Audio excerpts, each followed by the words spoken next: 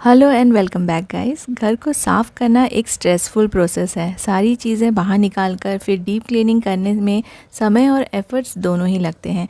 और अगर हम स्ट्रेस फ्री क्लीनिंग कर सकें तो जिसमें टायर्ड भी ना हो और घर साफ़ भी हो जाए, और चाहे आप वर्किंग हो या घर पे रहते हो, सबके लिए ये करना आसान हो जाए, तो फिर क्लीनिंग करना एक बर्डन नहीं लगेगा। कुछ टिप्स शेयर करूँगी जिससे घर की साफ़ सफाई आप स्ट्रेस फ्री होकर और कम से कम एफ़र्ट लगा के ईज़िली कर पाएंगे। तो स्टार्ट करते हैं घर की सफाई, जिसमें आपको लगेगी बिल्कुल कम मेहनत और कम समय। साथ साथ में आप मुझे फॉलो कर सकते हैं इंस्टाग्राम और फेसबुक पे। ये एक बहुत ही पुरानी टिप है जो काफ़ी लोग इसको यूज़ करते हैं। मिरर को न्यूज़पेपर से साफ़ करते हैं, लेकिन जब भी हम मिरर को न्यूज़पेपर से साफ़ करते हैं ना, तो आपने ये एक्सपीरियंस ज़रूर किया होगा कि उसका कुछ ना कुछ पार्ट ना मिरर में चिपक के रह जाता है। कभी इंक रह जाती है, कभी पेपर एकदम गीला होके छोटे छोटे पीसेस नीचे गिर जाते हैं और थोड़े थोड़े से पार्ट इसके मिरर में रह जाते हैं, और उसके बाद ना कपड़े से पोंछना ही पड़ता है। तो आप न्यूज़पेपर के बदले आप इस तरह के नैपकिन्स यूज़ कीजिए। पेपर नैपकिन्स या फिर जो किचन टॉवल पेपर हम यूज़ करते हैं, उसको भी आप यूज़ कर सकते हैं इसको वाइप करने के लिए। तो बस आप जो भी स्प्रे यूज़ करते हैं, जैसे मैं कॉलिन यूज़ करती हूँ मोस्टली अपने मिरर्स को क्लीन करने के लिए, स्प्रे कर दीजिए। और फिर आप न्यूज़पेपर और कपड़े के बदले इस तरह के टिश्यू पेपर यूज़ कीजिए। इससे आपका मिरर ना बहुत ही अच्छे से शाइन करने लगेगा, एकदम क्लीन हो जाएगा, बिल्कुल दाग धब्बे जितने भी हैं ना, सब निकल जाएंगे। अपने वार्डरोब्स के मिरर्स को मैं इस तरह से ही क्लीन करती हूँ, टिश्यू पेपर्स यूज़ करती हूँ, और बहुत ही अच्छे से कम समय में बिल्कुल भी एफर्ट नहीं लगता है, अच्छे से क्लीन हो जाते हैं। और इसी चीज़ को अगर आप न्यूज़पेपर या किसी कपड़े से पोंछेंगे ना, तो आपको बार बार एक ही जगह पे पोंछना पड़ेगा, उससे आपका समय भी वेस्ट हो जाएगा। और जो बाथरूम के मिरर होते हैं उनको साफ़ करना तो और भी ज़्यादा इजी है। बस आप स्प्रे कर दीजिए। मैंने कॉलिन में थोड़ा सा पानी मिलाया है, क्योंकि कॉलिन फिर बहुत ज़्यादा सोपी हो जाता है, तो मैंने इसमें पानी मिला के स्प्रे कर दिया है। और एक वाइपर से बस मैं ऊपर से नीचे इसको क्लीन कर दूँगी। ना कोई कपड़ा इसमें यूज़ करने की ज़रूरत है और ना ही कोई नैपकिन यूज़ करने की ज़रूरत पड़ेगी। हमारे घर में ऐसे कई सारे फर्नीचर्स होते हैं जिसके पीछे स्विच बोर्ड्स होते हैं, और कई सारे हम वायर्स उसमें यूज़ करते हैं, स्पेशली टीवी टेबल के पीछे। तो ना मेरे यहाँ भी टीवी टेबल के पीछे बहुत सारे वायर्स लगे हुए हैं जो कि अलग अलग चीज़ों के हैं, और इनमें ना बहुत सारा डस्ट जमा हो गया है। तो इसको क्लीन करना भी एक बहुत ही मुश्किल काम है, एक एक वायर। तो मैंने ना सबसे पहले वैक्यूम क्लीनर से जितना भी ऊपर ऊपर का डस्ट था वो मैंने निकाल दिया है। इससे काफ़ी जल्दी से डस्ट पूरा रिमूव हो जाता है। और एक स्पैचुला मैं यूज़ करूँगी यहाँ पे, और एक पुराना कपड़ा लिया है, इसके ऊपर इसको अच्छे से लपेट लूँगी। आप चाहे तो इसको रबर बैंड से अच्छे से टाई कर लीजिए। मैंने एक रस्सी की हेल्प से इसको टाई कर लिया है, और बस इसको थोड़ा सा गीला कर लीजिए। और स्विच बोर्ड है, इसीलिए आप यहाँ पे साफ़ करने के पहले सारे के सारे स्विचेस को ऑफ़ कर दीजिए और सारे वायर्स पहले निकाल दीजिए, क्योंकि ना फिर ये सेफ़ली आप यहाँ पे क्लीनिंग कर पाएंगे। और इन सबको मैंने रिमूव कर दिया है, और फिर मैंने इसको बहुत ही हल्का सा गीला किया है, ज़्यादा गीला नहीं किया है, क्योंकि स्विच बोर्ड है यहाँ पे। और हल्का सा गीला करके फिर ये ना फटाफट से क्लीन हो जाएगा, क्योंकि स्पैचुला का शेप ऐसा रहता है, तो उस पर कपड़ा लगा हुआ है, तो ये बहुत ही आसानी से क्लीन हो जाएगा और बहुत ही कम समय इसमें लगेगा। वायर्स और स्विचेस के साथ साथ टेबल के पीछे का पोर्शन भी मैं साथ साथ में क्लीन कर रही हूँ, और इसी सेम कपड़े से ही मैं क्लीन करूँगी। और ये पूरा अच्छे से साफ़ हो गया है। और जब ये साफ़ हो जाता है ना, तो बस आप ये कपड़े को रिमूव कीजिए, और इसको आप चाहे तो थ्रो कर सकते हैं या फिर आप इसे धोकर भी यूज़ कर सकते हैं, क्योंकि ये वेस्ट कपड़ा था, इसलिए मैं इसे दोबारा यूज़ नहीं करूँगी। और बस यहाँ पर जब क्लीनिंग मेरी हो जाएगी तो इसको मैं निकाल के थ्रो कर दूँगी। पुराने कपड़े रखती हूँ जो कि ऐसी साफ़ सफाई में काम में आ जाते हैं काफ़ी, और बार बार फिर उनको धोने की ज़रूरत नहीं है, क्योंकि वेस्ट कपड़े हैं, तो आप उनको फेंक भी देंगे तो कोई प्रॉब्लम नहीं होगी। और जो टीवी टेबल के पीछे का एरिया था वो अच्छे से साफ़ हो गया है। ऊपर ऊपर के जो कैबिनेट्स होते हैं, चाहे वो आपके किचन के हों या किसी और रूम के हों, उनको क्लीनिंग करना थोड़ा सा डिफ़िकल्ट होता है, या तो हमको सीढ़ियाँ लगानी पड़ती है, ऊपर चढ़ चढ़ के क्लीन करना पड़ता है, और बार बार सीढ़ी को यहाँ से वहाँ शिफ्ट करना पड़ता है, हर एक रूम में लेके जाना पड़ता है, और बार बार ऊपर नीचे उतरना पड़ता है। तो ना आप अपने कोई भी वाइपर को ले लीजिए। मैंने अपना बाथरूम का वाइपर यूज़ किया है यहाँ पे, और ऐसे ही मैंने एक ओल्ड कपड़ा इसमें बांध लिया है। आप इसको रबर बैंड से भी टाई कर सकते हैं, मैंने इस तरह से टाई कर दिया है इसको।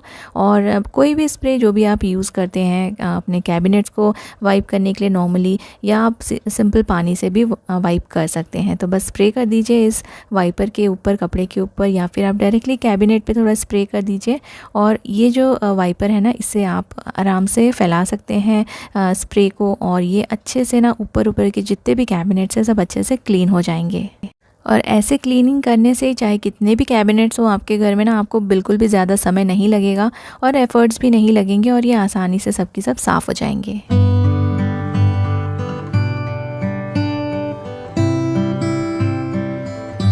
सीढ़ी पे हम रोज़ ही मॉपिंग करते हैं, लेकिन इसके जो कॉर्नर्स होते हैं ना, ये डेली के मॉपिंग में, डेली की क्लीनिंग में साफ़ नहीं हो पाते हैं, और इनके अंदर में ना सारी गंदगी जमा होती जाती है। तो इसके लिए भी मैं सेम वाइपर यूज़ कर रही हूँ, सेम कपड़ा यूज़ कर रही हूँ, और स्प्रे कर दिया है मैंने अंदर। कॉर्नर्स को मैं इस तरह से क्लीन कर रही हूँ। इससे बहुत जल्दी से सीढ़ी के जो कॉर्नर्स हैं उनमें से भी सारी गंदगी साफ़ हो जाएगी, और बहुत ही आसानी से कम समय में आप इसको क्लीन कर पाएंगे। हमारे किचन में ही ऐसी कई सारी चीज़ें होती हैं जिसको हम अपने घर की क्लीनिंग करने में यूज़ कर सकते हैं, जिससे कि ना घर की सफाई करना आसान भी हो जाता है। तो मैं यहाँ पे टी बैग यूज़ कर रही हूँ। टी बैग को नॉर्मल ठंडे पानी में ही, नॉर्मल जो टेम्परेचर का जो वाटर होता है उसमें डाल दीजिए। थोड़ा देर के लिए इसको गीला होने दीजिए, और फिर इससे ना आप अपने टीवी के स्क्रीन को क्लीन कीजिए। आप इसको अच्छे से निचोड़ लीजिए, और टीवी की स्क्रीन पे ना हल्के हाथ से आपको इसको स्प्रेड करना है। और ये वाली जो क्लीनिंग है ये आप डेली मत कीजिए। डेली आप टी बैग्स को यूज़ करने की ज़रूरत नहीं है। 15 या 20 डेज़ में एक बार आप इस तरह से अपने टीवी के स्क्रीन को क्लीन कीजिए, और इसके बाद ना ये पूरी अच्छी तरह से स्प्रेड हो जाएगा। फिर आप नैपकिन ले लीजिए, टिश्यू पेपर ले लीजिए, और उससे फिर हल्के हाथ से आप अपने टीवी के स्क्रीन को वाइप कर लीजिए। आपका जो स्क्रीन है ना वो बहुत ही अच्छे से शाइन करने लगेगा, और बहुत अच्छे से साफ़ हो जाएगा। और अगर आप नैपकिन यूज़ नहीं करना चाहते हैं तो आप कोई भी कपड़ा यूज़ कर सकते हैं। माइक्रोफाइबर का कपड़ा यूज़ कीजिए, स्क्रीन के लिए अच्छा होता है। एक बहुत ही अच्छा सा स्प्रे बना रही हूँ। कुछ भी नहीं करना है आपको, पानी में थोड़ा सा जो फैब्रिक कंडीशनर होता है ना उसके कुछ ड्रॉप्स डाले हैं। तो ये वाला जो सॉल्यूशन है, ये स्प्रे आप कई सारी जगह पे यूज़ कर सकते हैं क्लीनिंग के लिए, क्योंकि इससे ना सिर्फ सफाई ही नहीं होगी, इससे एक बहुत ही अच्छी सी खुशबू भी आएगी। और जहाँ भी आप इसको यूज़ करेंगे ना, आपके घर में बहुत ही अच्छी सी फ्रेगनेंस भर जाएगी। तो इसको आप एज अ क्लीनिंग एजेंट भी यूज़ कर सकते हैं, और आपको अगर अपने घर में बहुत अच्छे से एक अच्छी स्मेल चाहिए, आपको एक अच्छा फ्रेगनेंस चाहिए, तो आप उसके लिए भी इसको यूज़ कर सकते हैं। कर्टन्स में भी अगर आप इसको हल्का सा स्प्रे कर देंगे ना, तो आपका जो रूम है ना उसमें बहुत अच्छी खुशबू आएगी। तो यहाँ पे मैं इसको काउंटर क्लीन करने के लिए यूज़ कर रही हूँ। और ये सेम स्प्रे आप अपने फर्नीचर्स के लिए भी यूज़ कर सकते हैं। आपके फर्नीचर्स जितने भी हैं ना उनमें आप ये स्प्रे कर दीजिए, और सूखे कपड़े से पोंछ दीजिए। बहुत ही अच्छे से सारी चीज़ें साफ़ हो जाएंगी, और एक अलग सी शाइन आ जाएगी फर्नीचर्स में। सेफ़ है फर्नीचर्स के लिए। वुड के फर्नीचर्स पे भी आप इसको आराम से यूज़ कर सकते हैं। जैसे मेरे वुडन के ही फर्नीचर हैं, और मैं इस पर स्प्रे करके इनको क्लीन कर रही हूँ। काफ़ी क्लीनिंग अच्छे से हो जाती है, और शाइन भी इसमें आ जाएगी, और साथ साथ में आपके लिविंग रूम में एक बहुत ही अच्छे से फ्रेगनेंस भी आएगी। गार्बेज बैग्स तो हम डेली चेंज करते हैं, लेकिन बीच बीच में ना डस्टबिन को अच्छी तरह से क्लीन करना भी ज़रूरी है। तो आप जब भी इसको क्लीन करें ना, तो ये वाला स्प्रे यूज़ करें जो अभी मैंने स्प्रे बनाया था, फर्नीचर साफ़ किए थे, काउंटर क्लीन किया था, वही सेम स्प्रे मैं अपने डस्टबिन के लिए भी यूज़ करूँगी। डस्टबिन के बेस में मैं हमेशा न्यूज़पेपर के कुछ लेयर्स डाल के रखती हूँ, और नेप्थलीन बॉल्स भी डाल के रखती हूँ। तो इसको मैं ना एवरी वीक चेंज कर लेती हूँ, क्योंकि ये पेपर से भी थोड़ी सी स्मेल आने लगती है। तो बस ये वाला जो स्प्रे मैंने बनाया था और फर्नीचर्स पे यूज़ किया था, काउंटर्स पे यूज़ किया था, सेम स्प्रे मैं यहाँ पे यूज़ कर रही हूँ। डस्टबिन में ऊपर में और अंदर में अच्छे से इसको स्प्रे करके किसी पुराने कपड़े से वाइप करूँगी, ताकि ये अगेन मुझे ये कपड़ा धोने की ज़रूरत नहीं है, मैं इसको थ्रो कर दूँगी। ऐसे बहुत सारे कपड़े हमारे पास रहते हैं जिनको हम यूज़ कर सकते हैं ऐसे वाइपिंग करने के लिए, और फिर बार बार उनको धोने का झंझट नहीं, और आप उसको बस यूज़ कीजिए, क्लीनिंग कीजिए, और उनको थ्रो कर दीजिए। तो अंदर और बाहर मैंने स्प्रे कर दिया है, और इस तरह से मैं ये वाले कपड़े से इसको अच्छे से क्लीन कर लूँगी। डस्टबिन अच्छे से क्लीन हो गया है, और इसको जब हम पानी और डिटर्जेंट से धोते हैं तो बहुत ज़्यादा समय लगता है इसको सूखने के लिए, और इसमें जब मैंने इसको सिर्फ वाइप करके क्लीन किया है ना, तो अच्छे से क्लीन भी हो गया है, और इसको ड्राई करने की भी ज़रूरत नहीं है। मैंने वापस से 3-4 लेयर के न्यूज़पेपर लगा दिए हैं। नेप्थलीन बॉल्स इसमें वापस से मैं डाल दूँगी, और थोड़ा सा ये जो फैब्रिक कंडीशनर वाला जो स्प्रे है जो क्लीनिंग के लिए यूज़ किया था, उसको भी हल्का सा स्प्रे कर दूँगी, ताकि इसमें थोड़ी सी अच्छी खुशबू आए। ये सब आप कर सकते हैं अपने गार्बेज बैग्स को लगाने के पहले। बैग लगाने के बाद अंदर भी एक न्यूज़पेपर रख दीजिए, जिससे कि ना जितना भी अगर बाई चांस कुछ गीला लिक्विड इसमें गया तो वो भी ये आराम से सोख लेगा, और आपका जो प्लास्टिक है वो फटेगा नहीं। शावर्स के जो स्टेन होते हैं ना, वाटर स्टेन, उनको भी रिमूव करना बहुत ज़्यादा डिफ़िकल्ट है। ये बहुत ज़्यादा बड़े बड़े वाटर स्टेन्स बन गए हैं और नॉर्मली इसको हम स्क्रब करेंगे ना, ये क्लीन नहीं होते हैं। तो मैं इसको स्क्रब करने वाली हूँ एक पुराने टूथब्रश से। और सबसे पहले मैं यहाँ पे थोड़ा सा पेस्ट इसमें स्प्रेड कर दूँगी शावर में।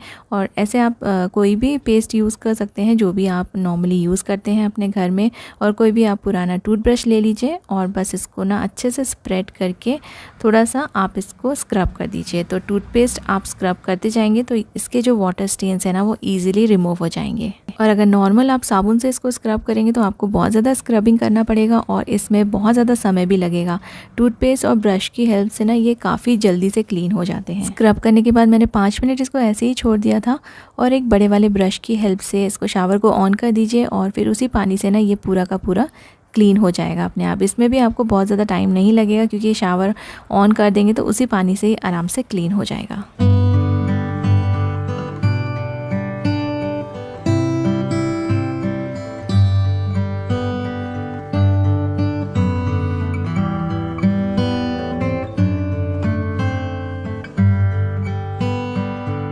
डेली सोफ़े की जो डस्टिंग होती है उससे इसके अंदर का जो डस्ट जम जाता है ना, वो क्लीन नहीं हो पाता है।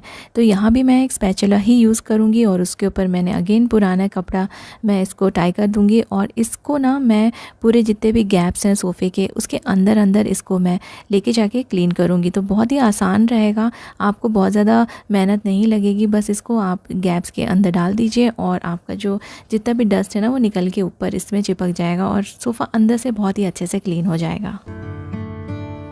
क्लीनिंग एक टाइम कंज्यूमिंग, स्ट्रेसफुल और बहुत ही डिफ़िकल्ट टास्क है, लेकिन जो टिप्स मैंने आज आपके साथ शेयर किए हैं उनको आप फॉलो कीजिए, आपके घर की साफ़ सफाई बहुत ही आसानी से हो जाएगी।